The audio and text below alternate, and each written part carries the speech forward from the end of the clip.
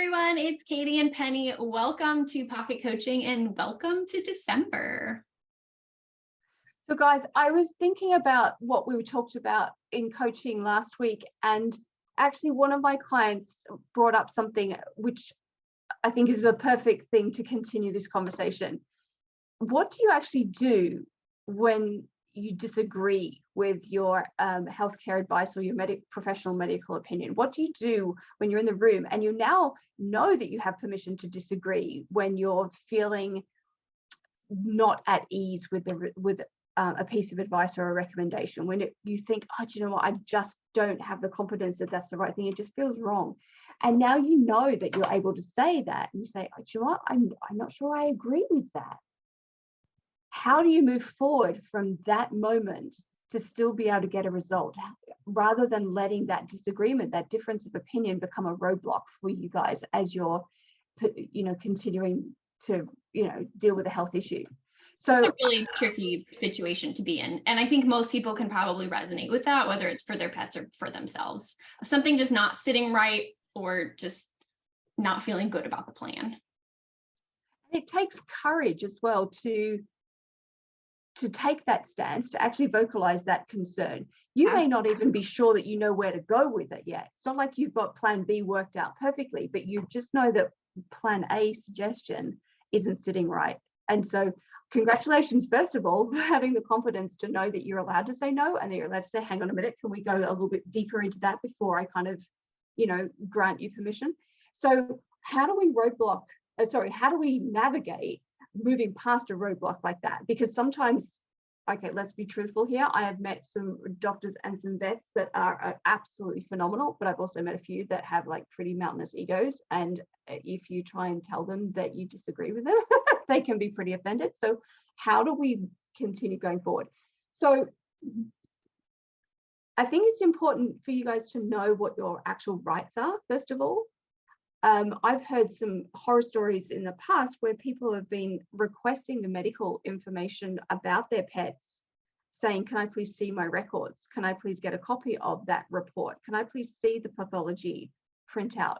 And you actually do, check, okay, this is where it gets a little complicated now because you guys are all around the world, but I don't know of a country where you don't have the right to that information. That actually is your possession. That's your information. These are your medical notes that are being created and stored by the professionals, but they're actually belonging to you. So you have every right to see those papers. And I've heard some stories where people have actually received and seen through their notes, and then there've been these margin notes in there where the doctor or the vet has written down obstinate patient, or pet parent is really adamant to not take my advice on this thing. A pet parent is an advocate for raw food, must try to convert them back to common sense. Like margin notes. So be prepared in advance if you're going to request your paperwork that there may be some comments in there that make you suddenly go, oh, actually, ouch, or wow, they actually wrote that. So I want you to be prepared about that. Don't let that stop you building a relationship, but just know that may be there.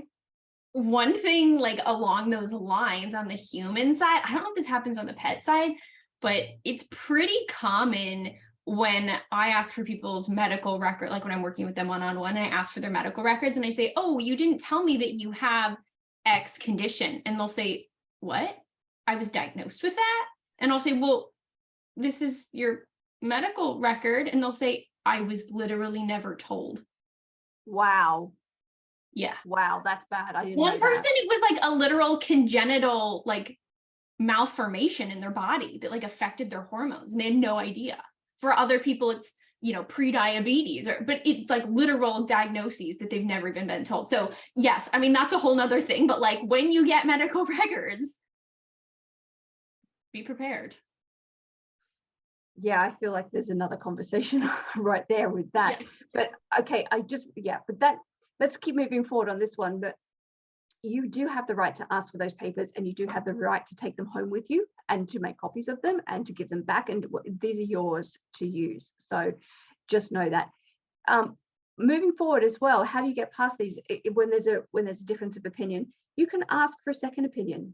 You can say, is there someone, you can ask your vet who you're disagreeing with, and this is quite empowering for the relationship. Is there someone in your practice? Is there someone that you know? Is there someone you went to medical school who is a specialist in this area that I could ask for a second opinion? You can ask them for who they'd recommend. That keeps them engaged with the ball game rather than making an alienation. You don't necessarily have to take their recommendation for that second opinion. You can just be doing that as a way to unfreeze a tricky situation, or to keep, I don't know, goodwill in the room. You can ask a second opinion of people that you're already familiar with and that you know, like, and trust as well. You can also bring in your research papers. If you happen to be someone who digs into the research with Dr. Google, or into the actual published scientific literature, if that's your ball of wax, then take copies of those papers in with you, because I can tell you for an absolute certainty, most doctors and vets don't have time to stay current.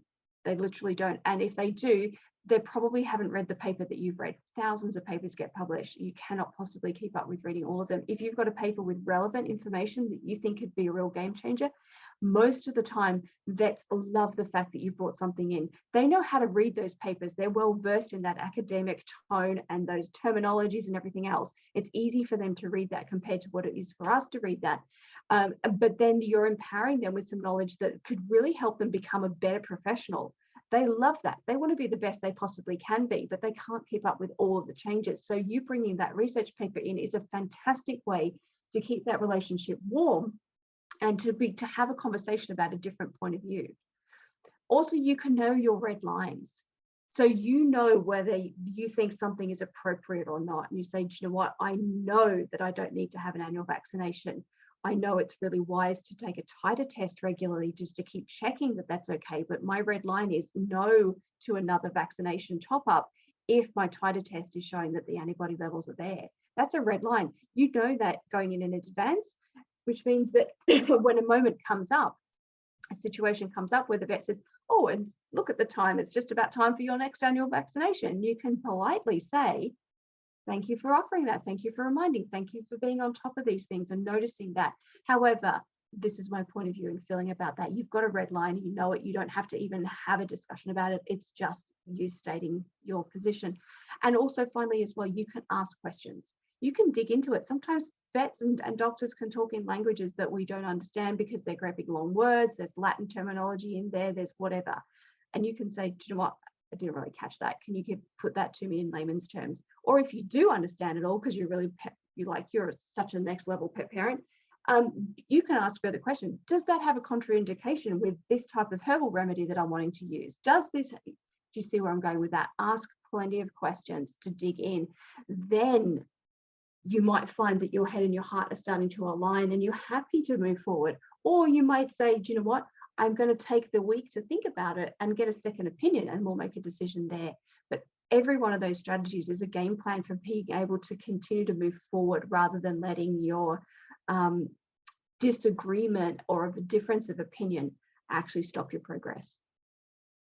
Those are all such valid points and really some food for thought, because the way that each person navigates that scenario is going to be a little bit different based on the situation, based on their personality, based on the provider, right?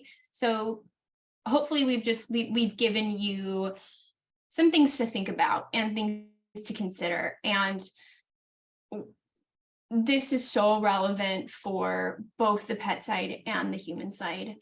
And one thing I want to kind of just add to that is write down, I would encourage you, if you're going in for a specific concern, write down your questions ahead of time, because sometimes when we get in the room, it's a lot of information coming at you and you're kind of in the moment and there's a lot of things to think about. And if you write down some thoughts and some questions beforehand, it can be really comforting to go in knowing that those are going to be answered and you have some direction. That way, when you leave, not like, oh man, I forgot to ask this, and then you try to leave a message, and right, having a little bit of a plan for yourself. Think about that appointment coming up over the days or weeks leading up to it, and make notes for yourself, because that'll just make your life a little bit easier once you get in there.